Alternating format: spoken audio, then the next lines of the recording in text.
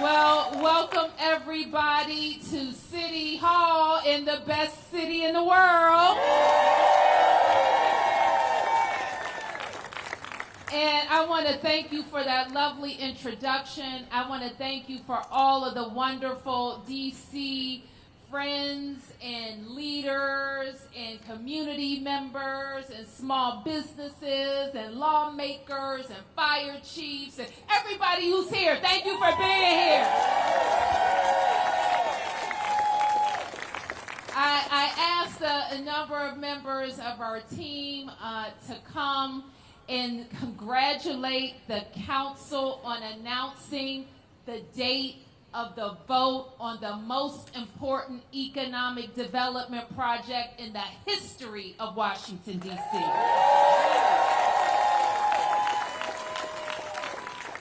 Next week, we know that D.C. residents will testify before the council next Tuesday. Is that right? Tuesday? Tuesday? Is it Tuesday? Tuesday? Are you signed up to testify? Yeah. Are you ready to tell the D.C. Council to bring our team home? Yeah. I know you are, because you've been telling me out on the streets of Washington, D.C. for the last 3 months. You've been saying the time is now to bring our team home. The time is now to catalyze the development of 180 acres on the banks of the Anacostia River. The time is now. And you've been telling me that $2.7 billion of private investment at RFK is just what our city needs and just what our city needs right now. I am so grateful for having the opportunity to serve you as your mayor for 10 years, as a council member for almost 8 years, and as an advisory neighborhood commissioner. I've been involved in a lot of economic development deals, including Cap 1, Audi Field, ESA, and now RFK. And the thing I know about all of them is when the community engages and gets involved, all agreements get better, don't they? We do more of what the community wants. We listen to the community about how an economic development project will impact their daily lives.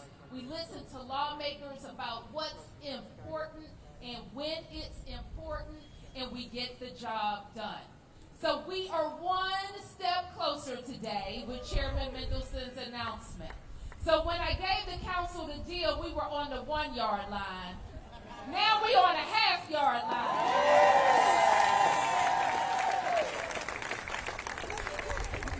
So I know Phil talked to the council today and to many of the reporters out there. I won't be able to talk about the numbers he represented because I'm just kind of getting them on this sheet.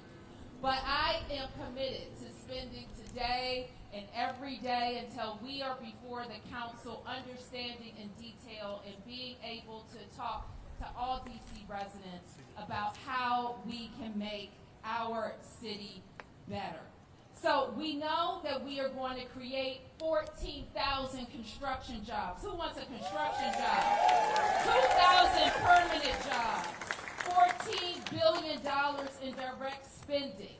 And we know that when all is said and done, more than $4 billion in taxes will be created by building this stadium and a mixed-use development. And that is what I'm so, so proud to be here to celebrate today. You're asking, what are we here for? This is a pep rally. You ever been to a pep rally?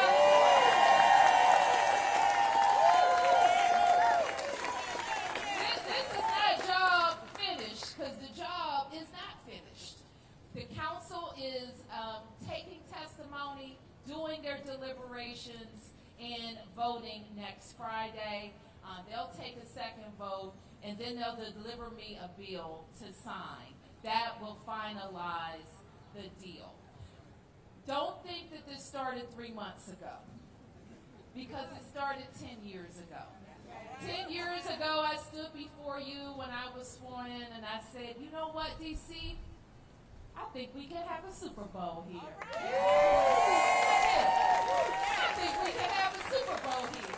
And we are on the path to doing that. Now, there have been some obstacles, haven't they? We had to get the land from the federal government, didn't we? And one real late night in December, we did it. And I made a promise. My promise was with 180 acres, yes, we want our team, but we want so much more.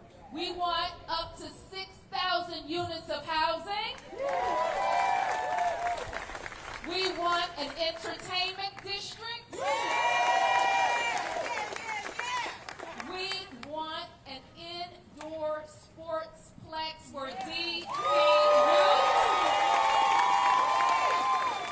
We want great transportation. We want the best in class parks and green spaces. We want a permanent memorial to RFK. We want, and when I say that, I mean our former Attorney General, Robert Kennedy. Are you with me? All right, here's the pack. Make sure you testify. If you can't sign up, send in your testimony. Here's the pack. Make sure that on next Friday, we're giving the council members the support they need to do an important thing, and that is to advance this very important project. I want to thank everybody who has been involved, my team, the council's teams, the commander's team, as well, for being very constructive. I look forward to reviewing the details of what was discussed today, and I look forward to a positive vote next week. Thank you, everybody.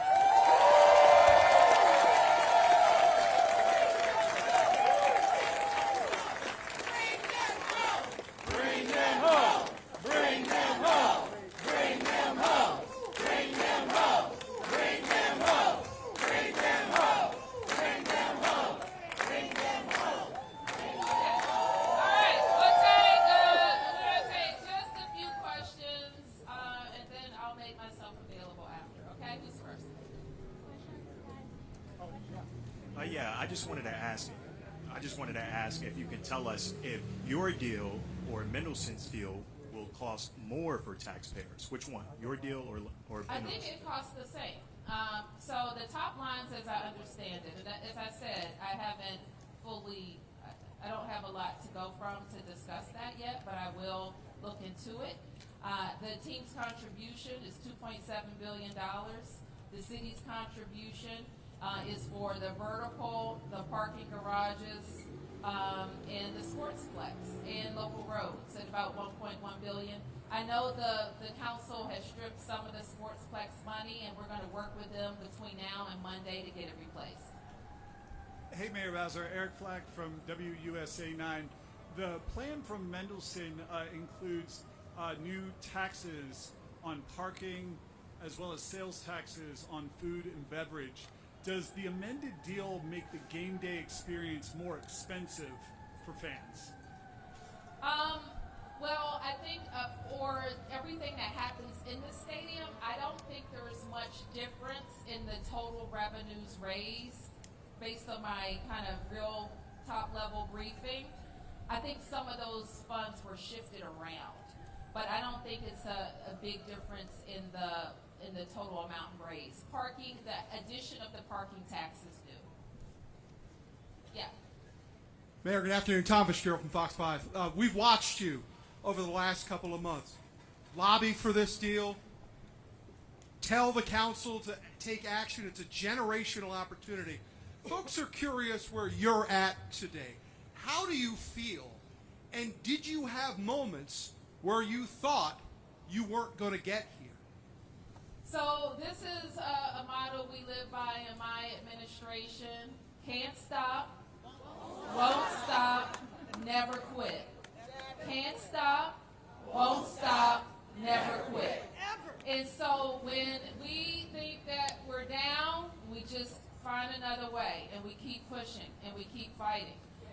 And we do it for the right reasons. And that's why I can't stop, I won't stop, I'll never quit.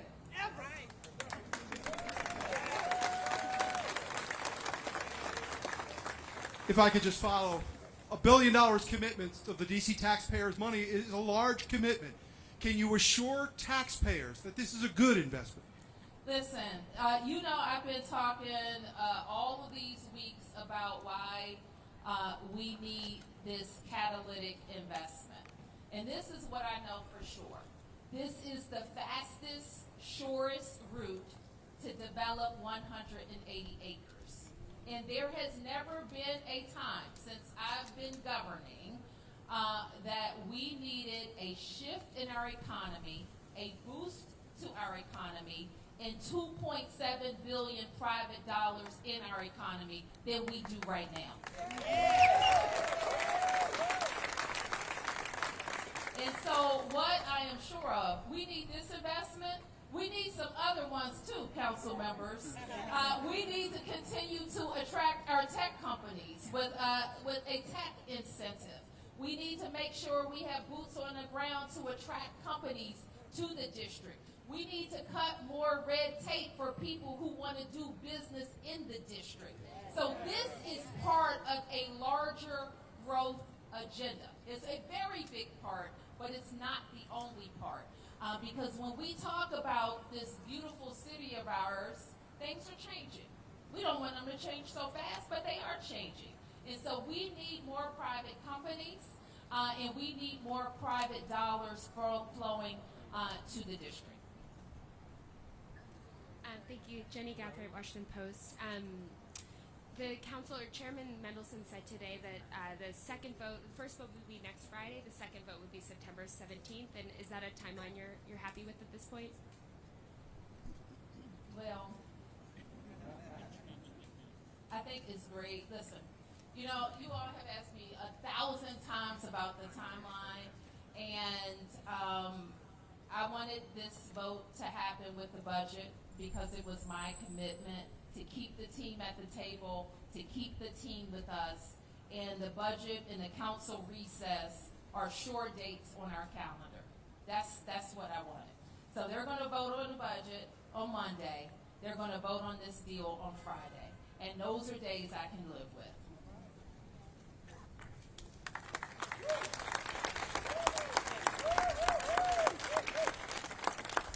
Any other questions?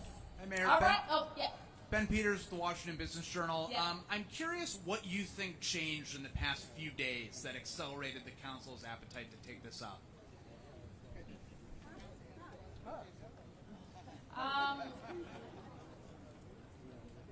You know, I think that the council, this is what I believe. I read that Phil said this, that the majority of the council wants to see this happen. In all fairness, we have had an unusual year, okay?